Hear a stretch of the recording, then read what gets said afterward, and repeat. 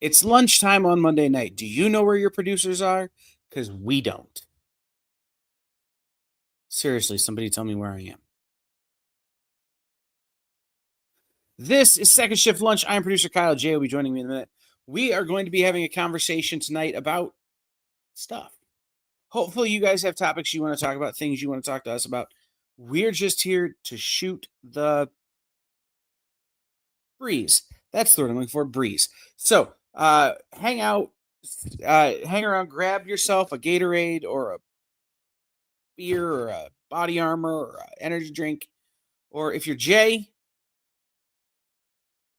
apparently nothing. I don't know. Ooh, Jay actually has food tonight, guys. The night I don't. So we're going to hang out. We're going to have a conversation. But we are going to play the stupid little punk rock music first.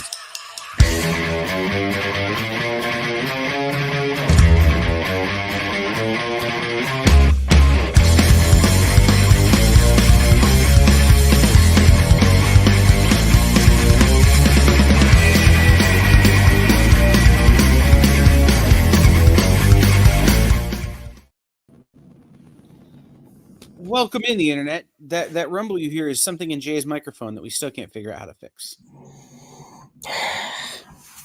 It only happens when he doesn't talk, though. So maybe if we make Jay talk a bunch, it won't happen. Because you watch the entire Hydra Hangout on a Saturday night, none of it. Come on this show, all of it. I know. I can't ever figure it out. Figure that one out.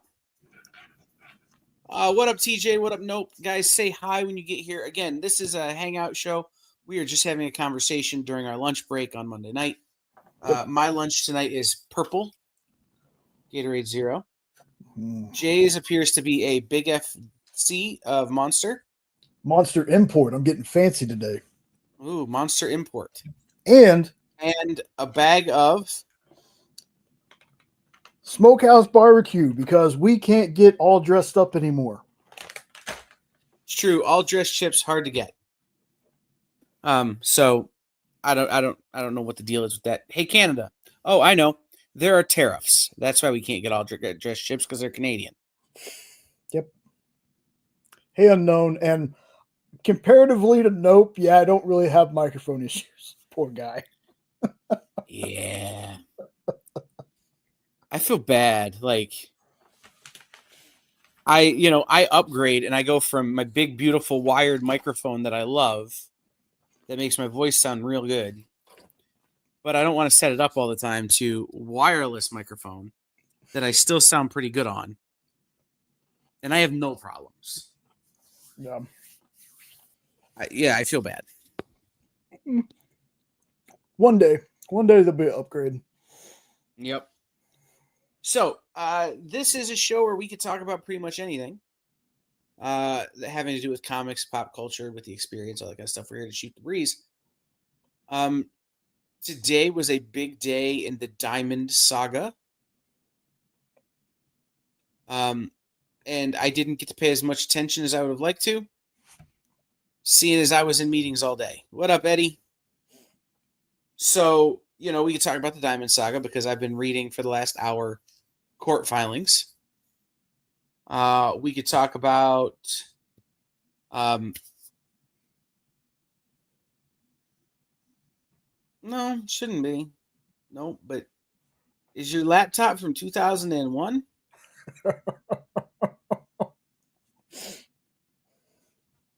Anyhow, so we can talk about the Diamond stuff. We can talk about movies. We can talk about TV.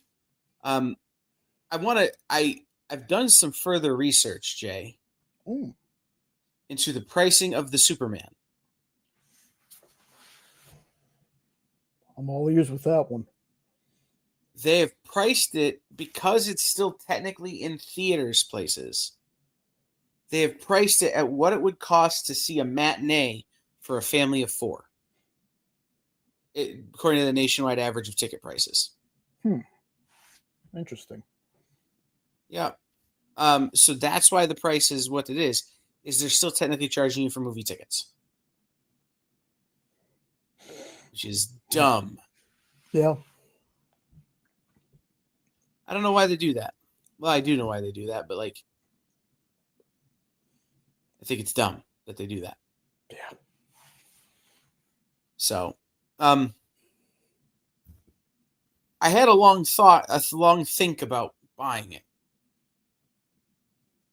in UHD.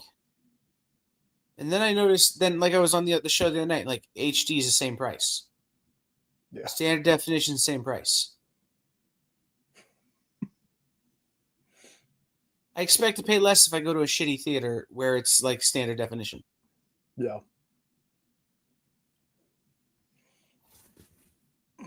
So, And look, as much as I love the movie, folks, and I've said that I've watched it at least almost 10 times now.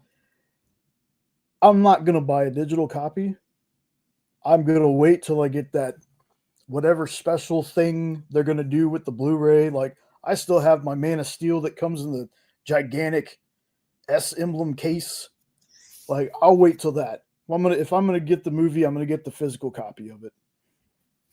yeah. And I think I'll probably wind up with a steelbook as well or something like that.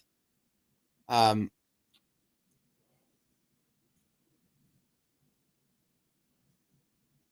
the problem is it's not for streaming yet. That's the difference. Is you're buying or renting early, right? So it's essentially you're screening a first run movie in your home. So it would be one thing if it was like, again, available to stream somewhere, like if it was dual release, right? And they're charging that kind of money for it to get you to go back to theaters when everything else on the platform is free. But because of where they released it, these are platforms that primarily, along with their streaming services, sell. Right? Amazon still sells mostly movies on Prime Video. So they're charging you to see a first run movie without having to leave your house. So they're charging you for the movie tickets. Yep. Yep. $30 to buy, $25 to rent. The average nationwide cost is $8.50 a ticket for a matinee. So to rent is basically 4 tickets. Right. To buy is, Mm-hmm. a little more than that. So that's best I could figure. That's what they're doing. Yeah. I watched Shopping for Superman, and I'm prepared to talk about it more. But let's start here. Should we do the Diamond news first? Or should we do the Diamond news last? Let's go ahead and get that out of the way. So there were today was the day of the hearing in the Chapter 11 bankruptcy court on behalf of Diamond versus the publishers whose Diamond is still holding their product. So this is the group of publishers that Diamond still has their product on consignment and is refusing to return it, and is in fact trying to sell it off liquidation style to pay their debts, to pay towards their loans and the money they owe Chase Bank and Raymond James. According to court filing from today, the grand total that Diamond holds in inventory that is trying to not send back, trying to not give back, trying to essentially steal, is $1.24 million worth of inventory. So that's inventory from. Should I try and read them all in one breath, Jay, or should I just take my time?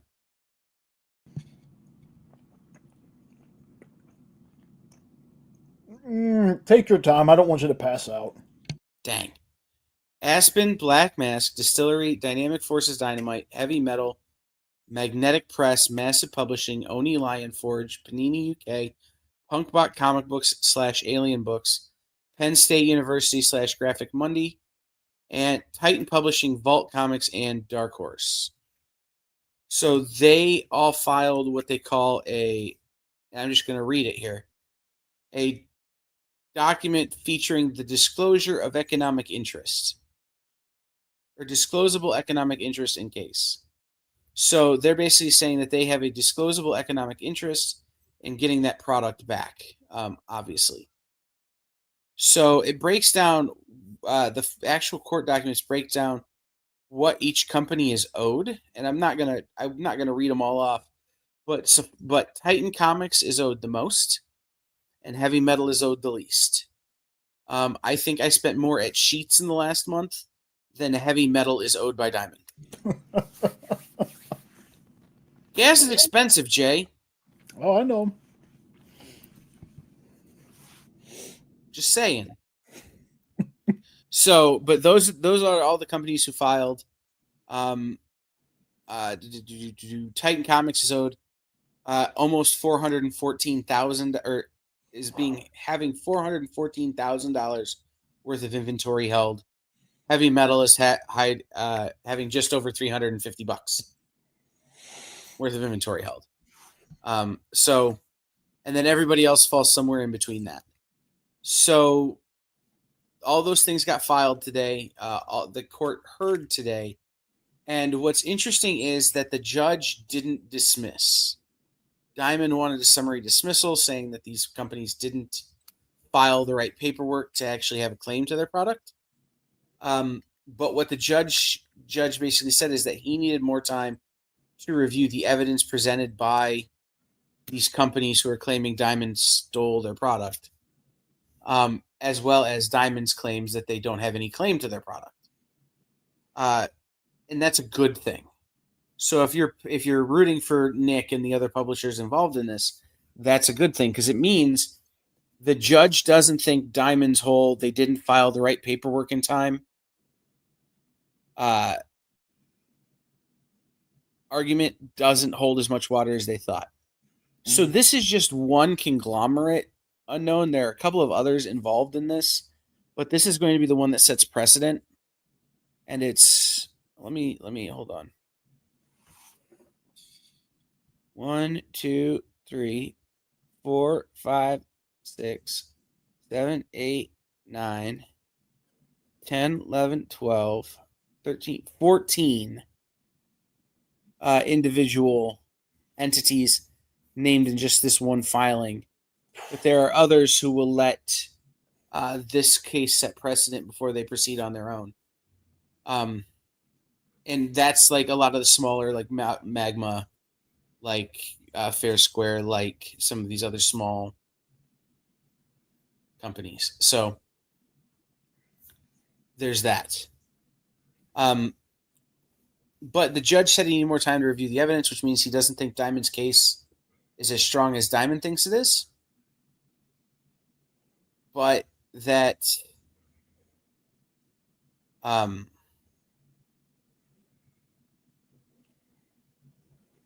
it might stand up. He needs more time to look at everything.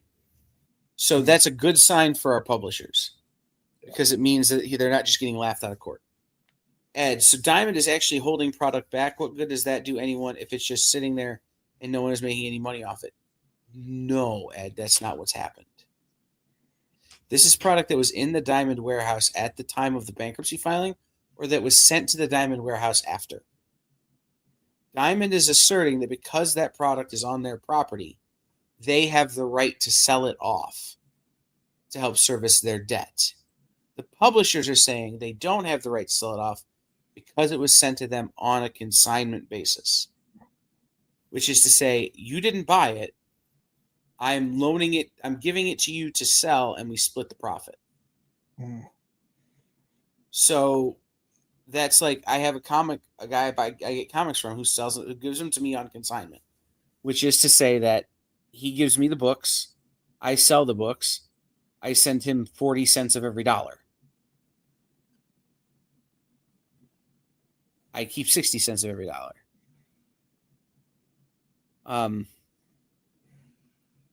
So it's that's the consignment methodology there.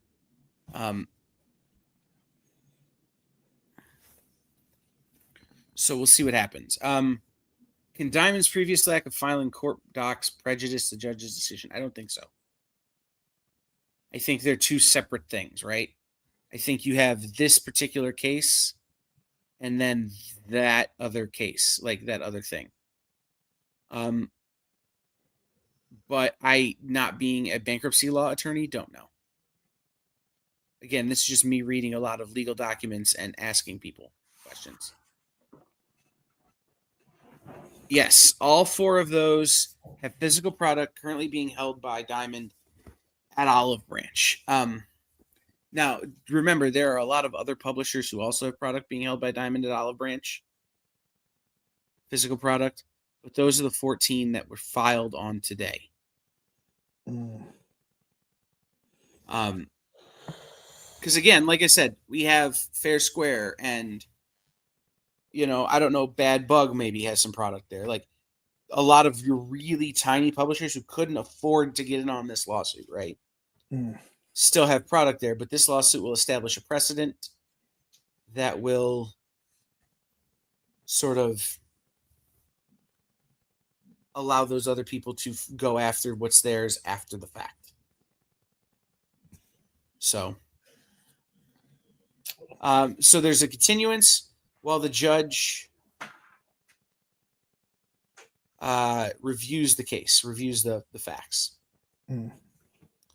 Unknown. So the others not named could file a suit after? I'm sure they could. I don't know that they will. I think what they'll say is, hey, the judge ruled this in favor of these people, so that sets precedent for everybody.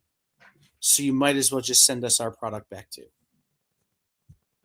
In the meantime, you have companies like Fair Square who are running a Kickstarter right now to send all of their product back to print. Right? Everything they think they're going to lose, they're just going to reprint. So, some of those other companies are already moving on as though they're not going to get anything. And for some of them, that's just going to be the best way to go, right? Sometimes the path of least resistance is the wisest path. Other times the path of fighting your way through is the wisest path. So I think all these companies are having to make those decisions in real time on the fly.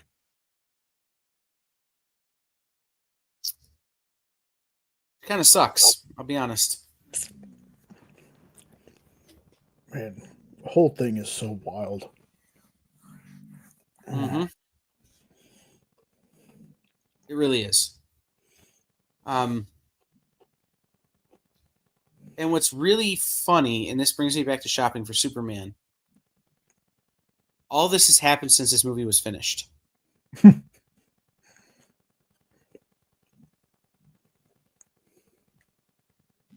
And it really does color this movie.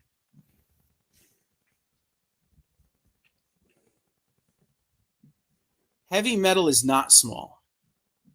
Heavy Metal is a rather large publisher, but Heavy Metal has not been publishing that much. Because what they do is technically Euro style magazine stuff, Unknown.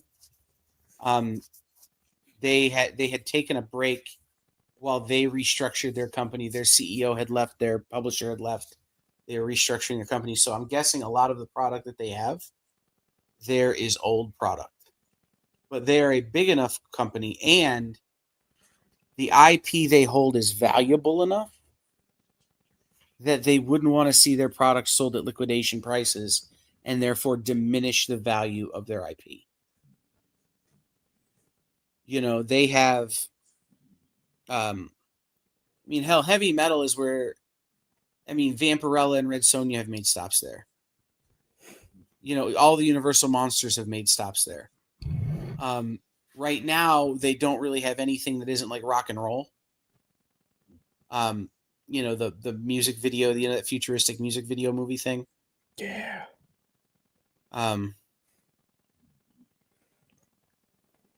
So it's worth it for them to try to protect their IP. I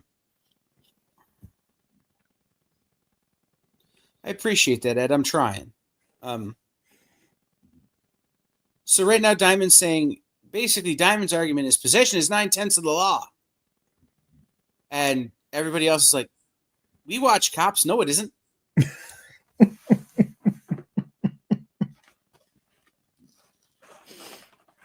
Awesome. All that stuff is after this, though. Nope. All that stuff is heavy metal since its relaunch, which has been distributed elsewhere. So I don't actually know what they're holding. And for $350, man, that's a box of books. Again, 418,000 Theo Titan.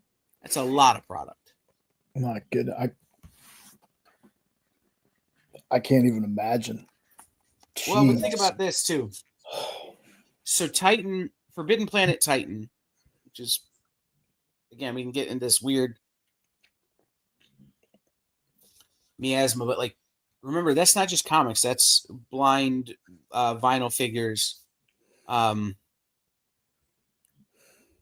It's things like Star Wars the magazine and Doctor Who the magazine, and plus all of the hard case crime. Think about how many boobs $418,000 worth of comics is. It's a lot. Well, including, like, they also have Doctor Who, they also have Conan, they also have all this other stuff. So again, Titan is worth for them to fight for product they might not even care about because it's easier to protect their IP that way. Nick is in the same boat. Now, Nick, ironically, is kind of right in the middle of what's owed, which is good, I suppose. I mean, he's on the higher end of the middle, but he's on the middle. But yeah, the man has a lot of anxiety. And I'll be honest, I was kind of on him about some experience stuff while he really needed to be focusing on this, because I thought, gee, what if I just distract him and he won't get so cranky? Well, it didn't work.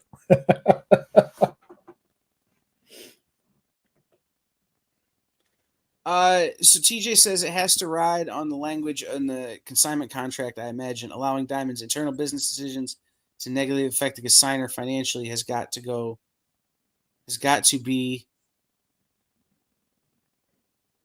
with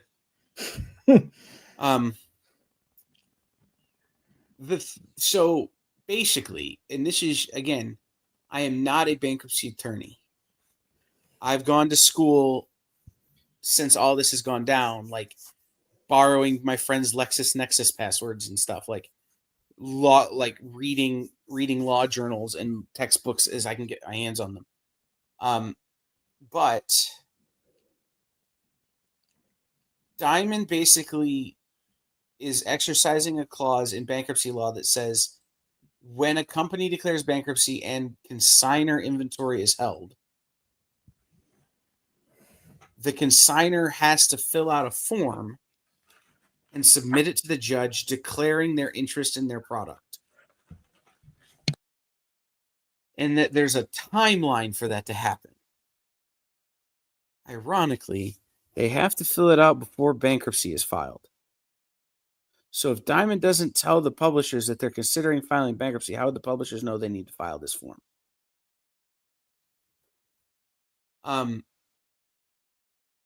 That's Diamond's argument.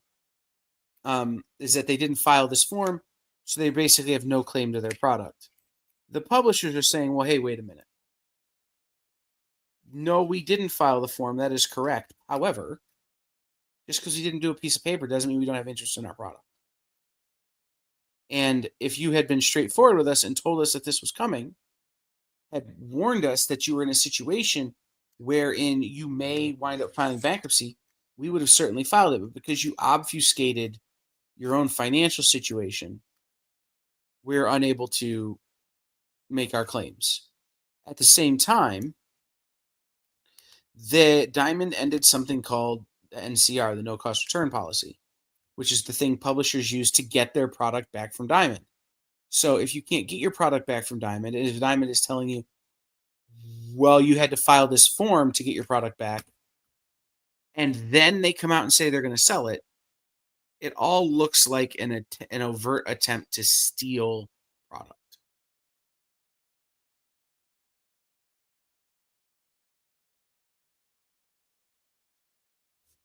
So that in and of itself is kind of the rub here, right? Is that the order in which things were done is a little fishy. But this could still go the other way. So we just kind of wait and see. But the judge is looking over all the paperwork, and I'm guessing the judge is looking for precedent. The judge is looking for existing case law to say, oh, well, this other judge, this other time in this very similar situation said this. So I'll just say that too, so I don't have to make a decision. Because that's what judges do. They look for established case law, established precedent, legal precedent, and then follow that. Because what's good for the goose is good for the gander. In other filings, another interesting thing is that this same committee had subpoenaed the president of Ad Populum, or the owner of Ad Populum, but Ad Populum basically said that there was no reason for him to be there. They didn't give enough time, yada, yada, yada. And the judge has to rule on whether or not the owner of Ad Populum has to testify in this case.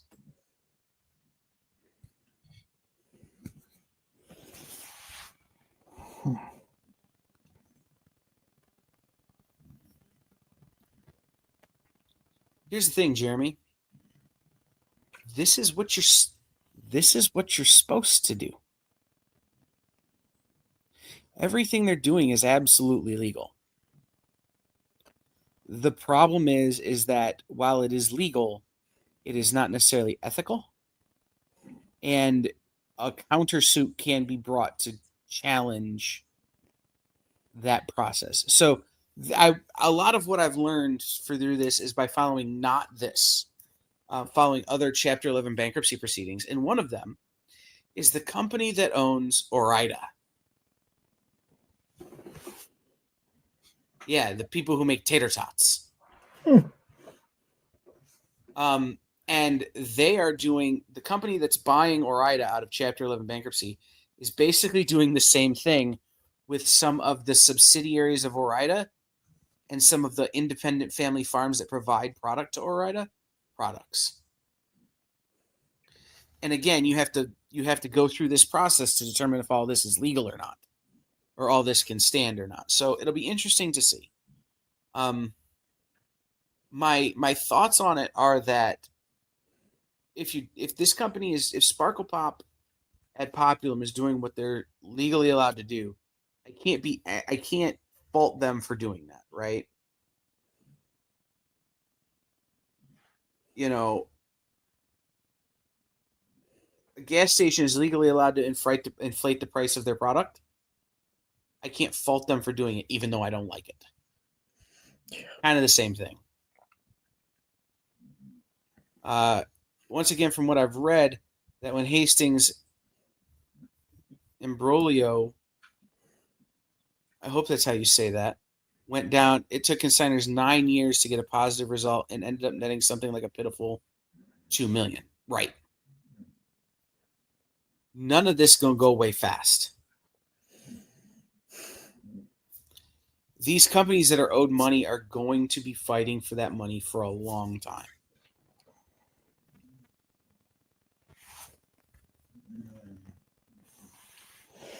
It's how I feel about speed limits. Anyway, speed limits are unethical. Challenge me in court. Anyway,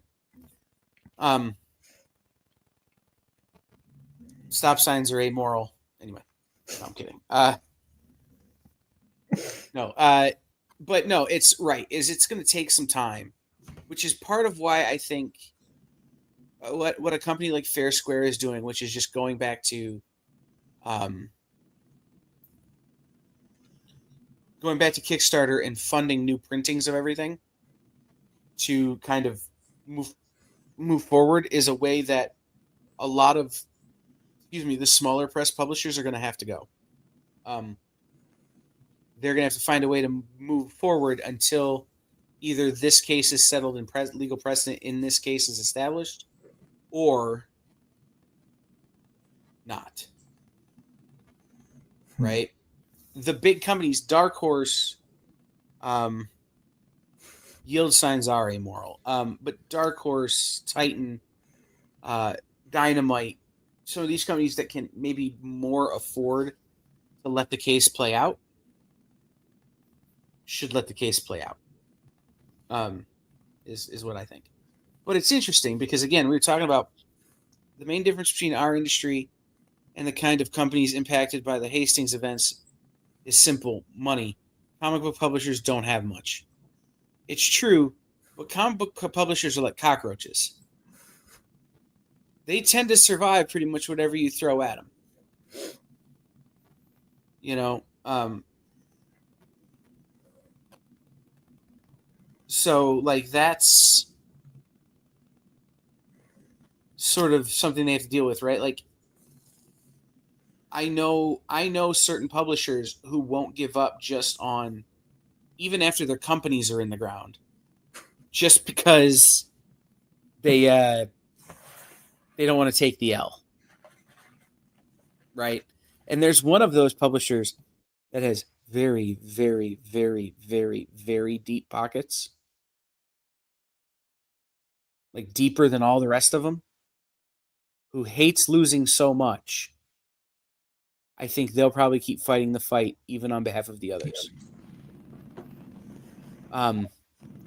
And I will also say this publisher has some other PR stuff they need to deal with right now, so I'm not going to mention them, but just throwing it out there. Cockroaches, all of us. Anyway, I can't actually do the voice. Pete from Alternative Comics is doing under 200 printings on newsprint for Wicked Prices. Right. Some of these guys are just going to have to go and figure it out. You know, come out of left field with it. I pressed a button on my headphones.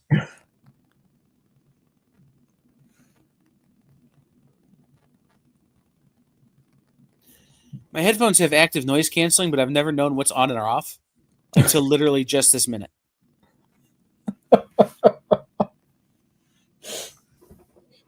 Literally just now. Oh, that's a whole different feeling in my brain. Oh. Right, that's what I'm saying. Right, that's what I'm saying, is some of these guys are going to have to come out of left field and do things like crowdfund printings and do, do things on newsprint and do alternative types of releases that they can afford to do. Right, I would be shocked if we don't see some of these publishers come out with Kickstarters for a good amount of money where you can buy their entire catalog digital. Right? Think about it. You could buy the entire Alterna Comics catalog digital for X dollars, right? And then that money goes back into the company coffers to reprint product down the line. So it's an interesting time. It's an interesting thing to watch. Yeah, and I saw that K-pop, that Comics One app is doing that. But it wouldn't shock me again, like to see a Fair Square Graphics or a Alterna or a Source Point Press or somebody go to Kickstarter with all of that stuff and just release their whole back catalog digital for a price that they can then use to print new product going forward or to reprint stuff they've lost. So we'll just have to wait and see on that one. Okay. But here's what's interesting. And Jeremy, I hope you're still here. I got to screen Shopping for Superman on Saturday, which is a documentary made by a dude named Wes Easton about the history. It's a love letter to local comic shops. It really is.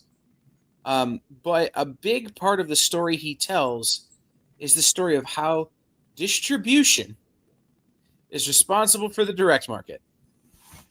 And while that is absolutely true, and how centralized distribution through Diamond really propped up the direct market for a long time. I can't help but color it in with the lens of what's happening now. So, Jeremy, I know you're in the comments. I know you've been doing this a minute. One of the things it talks about is when there were a bunch of distributors. when you had Capital City and you had Diamond and you had Pacific and you had all these other ones that I can't remember the names. Were you around back then? And if so, like, what was that scene like? I really want to know. And do you think we're returning to something like that now? With Lunar, with Penguin Random House, and with Universal. And then, again, we have Filbo popping up. We have massive indies. There's something getting announced tomorrow on Comic Industry Insiders Live, I think, if Adam's healthy enough to do it.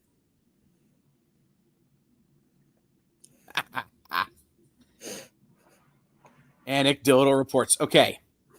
Save them. We're going to talk about them on September 27th.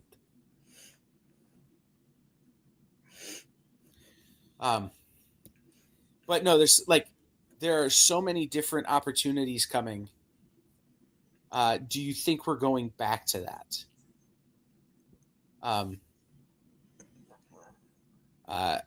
Okay, I will let everybody in a little secret. I'm trying to plan a panel for local comic shop day that I call history class because I can't come up with a better name right now.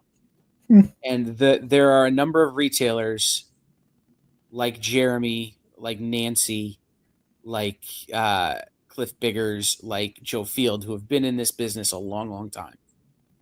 And I basically want to have a whole panel where they just get around and talk about the old days. Oh. Yeah. When things were simple and all we had to do was sell comics and not know about bankruptcy law. It is all about the money again. That's true. But I just mean into a system where maybe it makes more sense for stores to pick distributors based on what's best for them.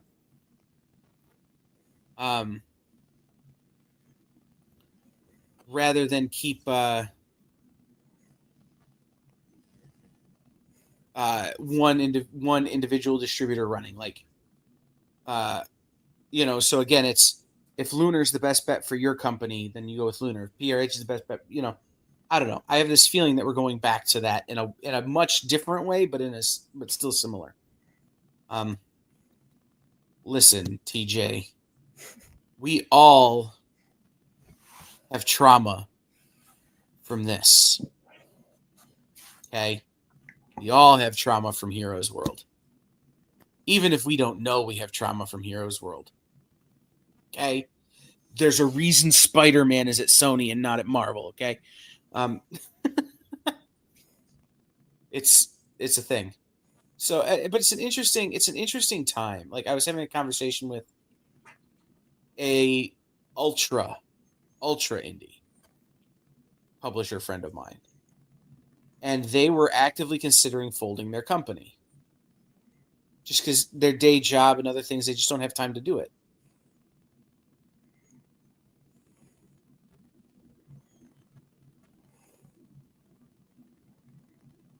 I will text you tomorrow on Facebook, and we will figure that out. One of the people we're trying to reach is Joe Ferrara from Atlantis Fantasy World.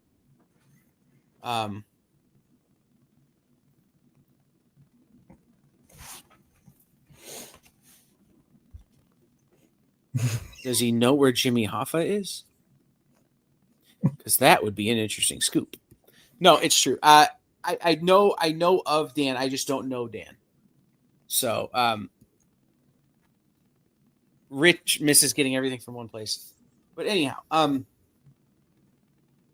was I talking about? Oh, so I'm talking to this publisher, and with the way things are changing so fast, they just don't know.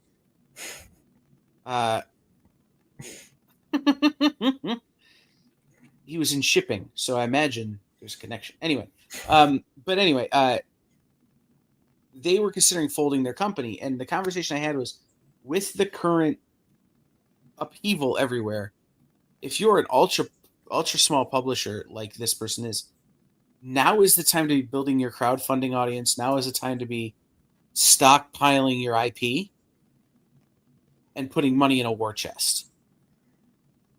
Because all of a sudden, there are going to be a lot less small publishers in the market, right? Especially if the way things are going continues to be the way things go, right? And so if you have IP and you have the ability to print and get product to market, in a year's time, I think you're going to see a very, very different scene. So I've only ever heard stories, TJ. I would love to hear, I would love to, I don't want to say this. I don't want to say I would love to have lived through this, but the stories I hear about the Wild West that was this era in comics, I think I would have had a lot of fun. Right now, the number one problem for small press publisher right now is getting exposure to the general marketplace. Right. Right now, that's really hard. In a year's time, when the marketplace has calmed down and we've seen some slough off of people who aren't going to survive this, I think getting that exposure is going to be a lot easier.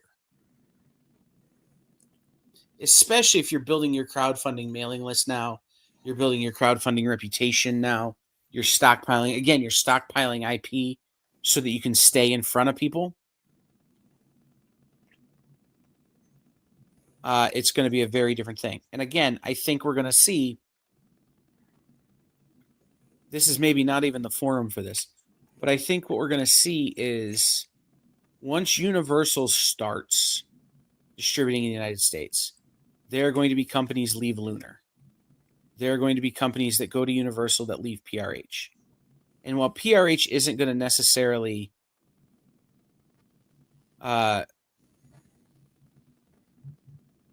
need these companies, Lunar will. So I think there will be a vacuum that can be filled by smaller press publishers to a major distributor. And we'll see.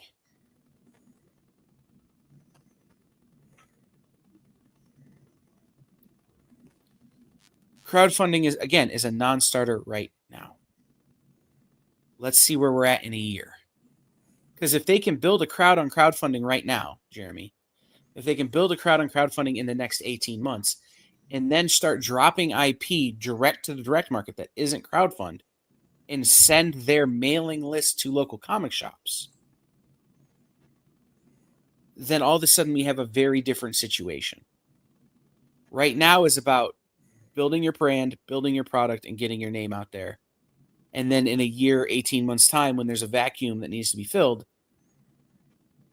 they can fill it and come straight to local comic shops and then send the crowd to the shop.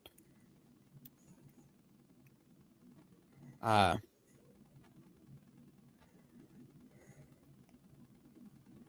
they have a captive audience of 1% of the market. Less than 1% of the market. They have a captive audience of between 500 and 600 buyers generally.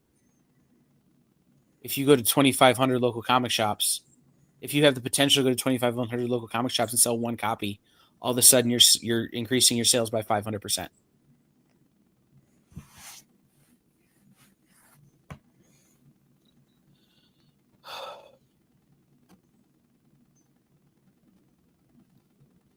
So weird that Henri got through unscathed, but Henri did go the distribution route a long time ago, and it didn't work, so he pulled out.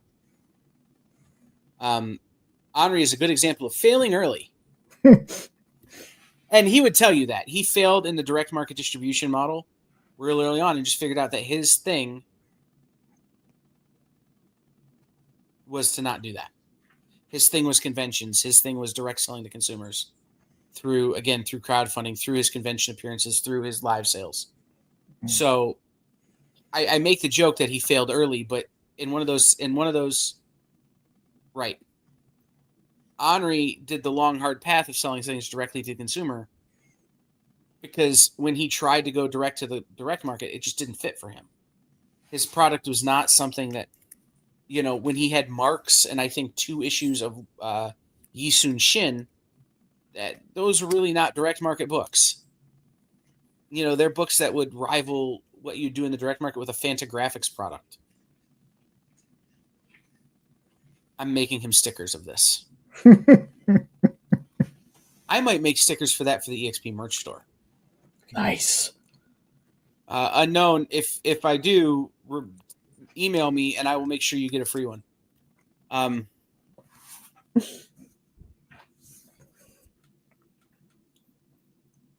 Again, Jeremy, I think we're going to see, again, just as the tides change in the next year, I think we're going to see some changes in the way people think about things.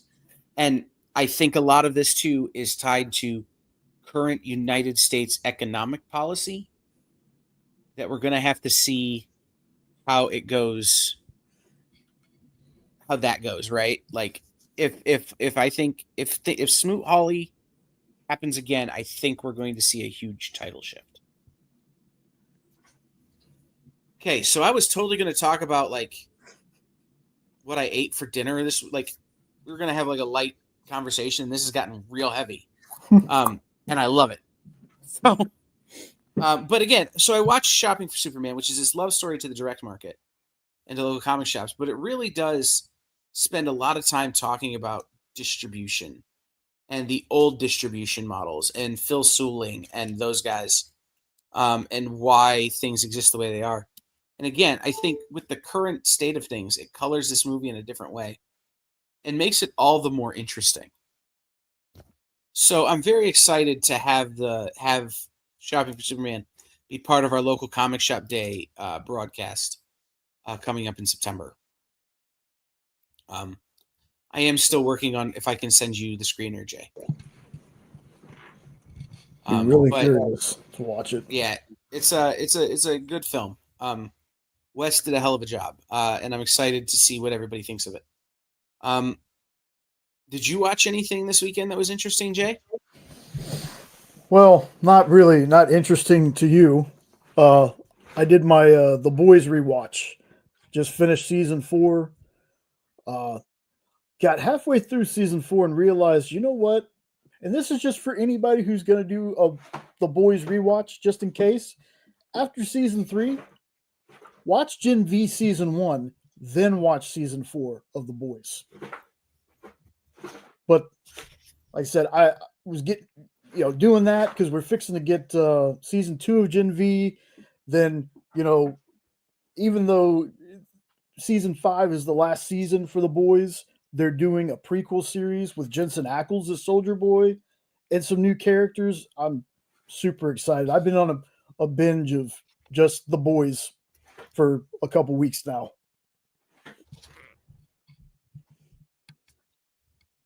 Yeah. I like that you're doing that. I think it's an interesting machete cut of The Boys.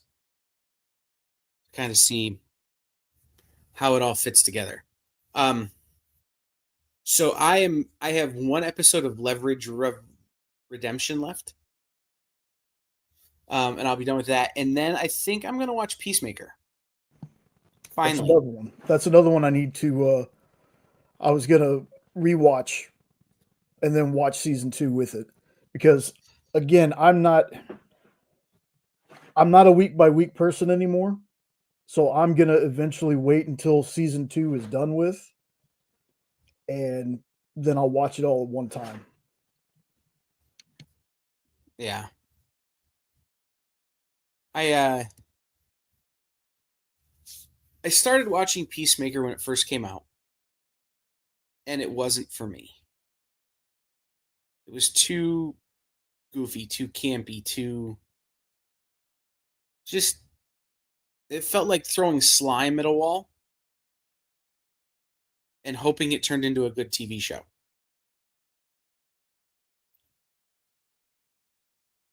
I'm interested to go back and try again. If for no reason other than I'm in a different headspace now than I was then. Yeah. But I'll be interested to see. You know what else I watched this weekend that was very fun? Did you know that David Desmelchin has a podcast? Is that the one where they lay down in the coffins? Yep. Yeah. Unhinged, right? I want to do this, but instead of coffins, like we just get giant long boxes.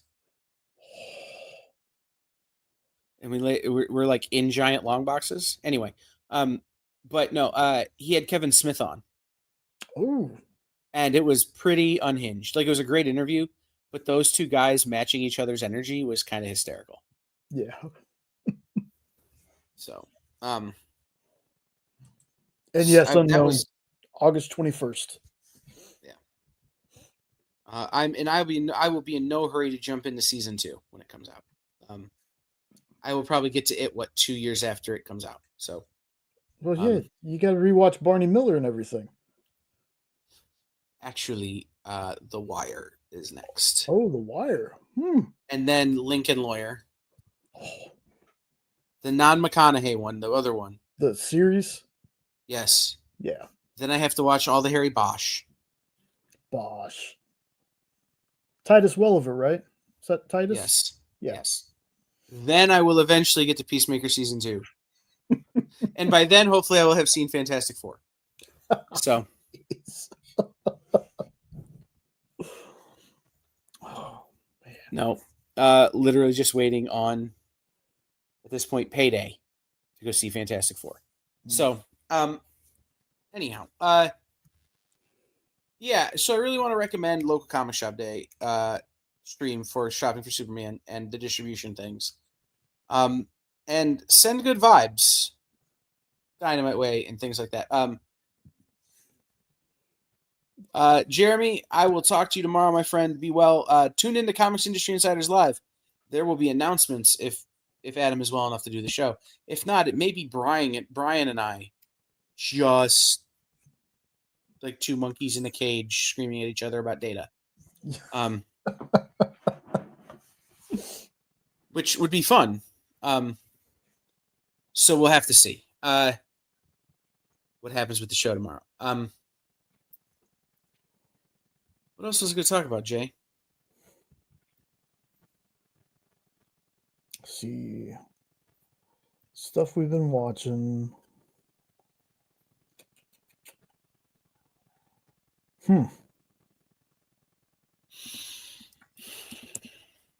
I'm forgetting what I was going to talk about.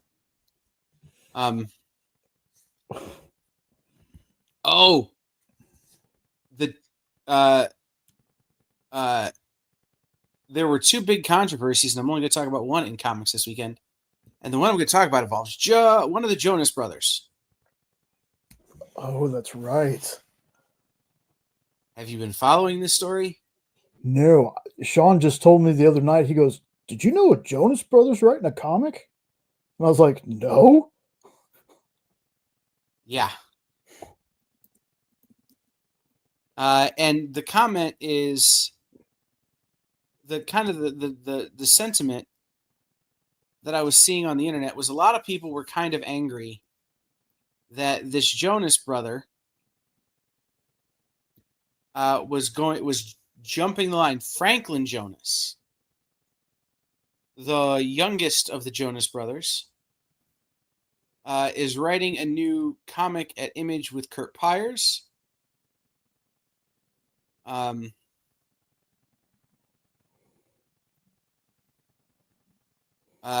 Is part of Kurt Pyers' Lost Fantasy series. And a lot of people are angry that he's jumping the line. Does celebrity, you're the Jonas Brothers who's not in the band. Yeah. You're the Jonas Brothers who's not married to some hot chick. Yeah. Although I don't know. Just Priyanka Chopra. Anyway. Oh, that was the other thing I want. Okay, we'll talk about that in a second. Okay. Does celebrity sell comics?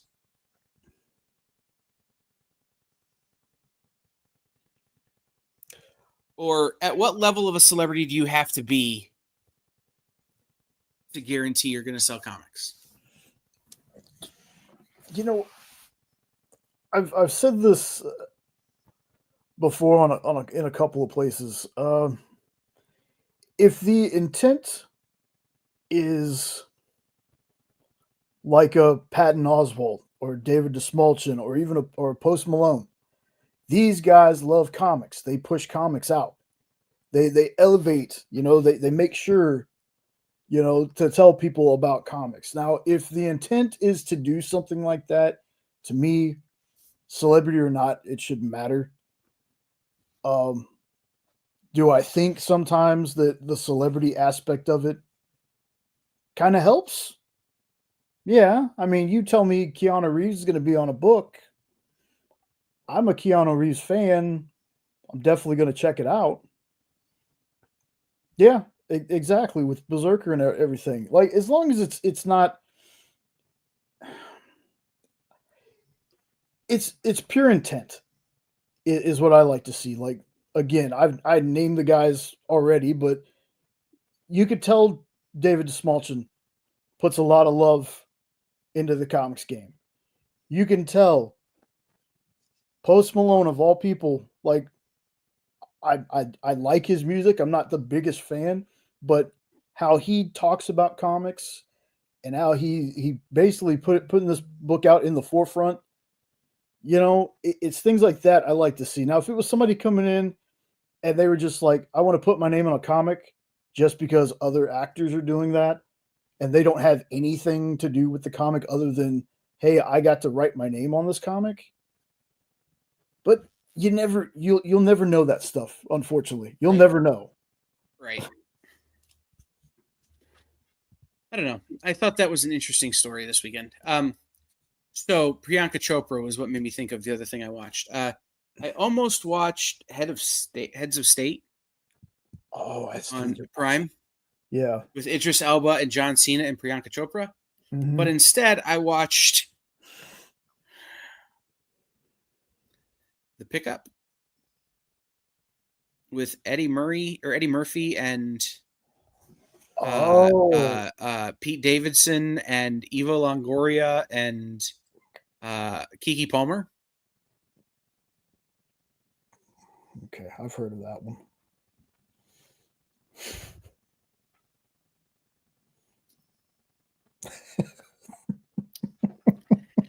It was better than it had any right to be, but it was still pretty bad.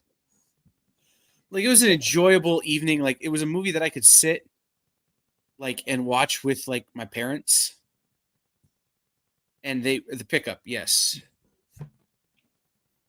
I think that's what it's called. It's on Prime. Anyhow, it's Eddie Murphy. What do I keep calling him? Eddie Murray. Eddie Murray played baseball. Eddie Murphy's a comedian. It's Axel Foley. Well. Mm-hmm. Oh, Bronson Pinchot. What is this regarding pertaining? Anyway, Bronson Pinchot may be one of the first impressions I learned how to do. Balky. Anyhow. Perfect Strangers. Nah, not from Balky, from Beverly Hills Cop. Anyway, yeah. Sorry. But no, this movie was one of those I could sit and watch with my parents. It wasn't too much for them. It was enjoyable, but man, was it not a great movie. I should have watched Idris Elba, John Cena, and Priyanka Chopra blow stuff up. Yeah. Unknown, I don't know. I just heard about this the other day. I'm definitely gonna. No, he doesn't. This is his debut. Okay. As a writer. Oh, Josh Gad is another one, by the way. Josh Gad, mm-hmm. Andy Samberg, like those folks, like. Yeah, it's true. I really did like the Gollum book that Josh Gad did, the writer.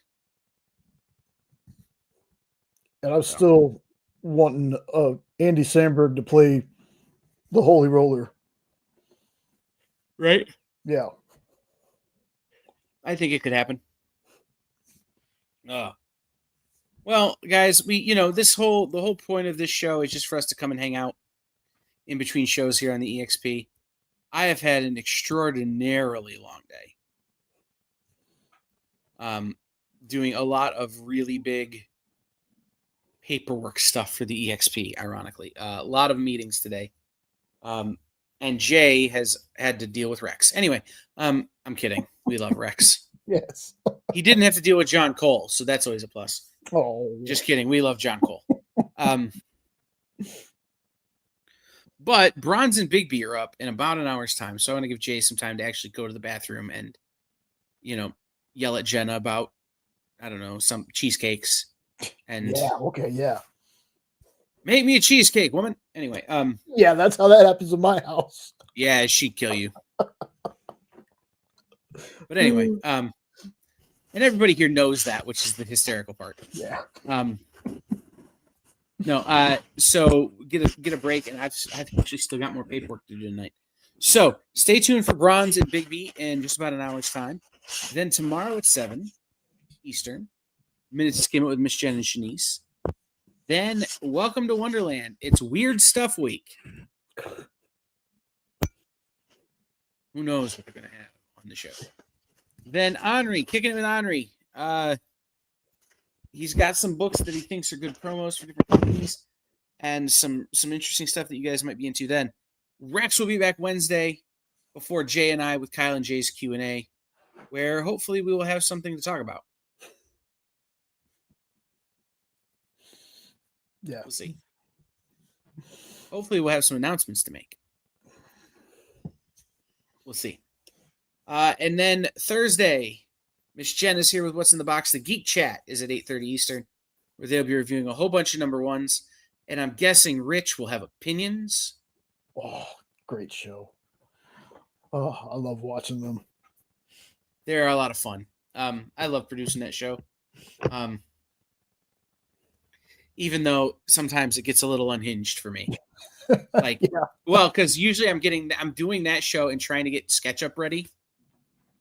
And like, just as I'll click out of the screen to go like load SketchUp stuff real fast, like to log into that room so I can be there when they get there, like Des will call for me to do something or will ask me a question or it'll be something.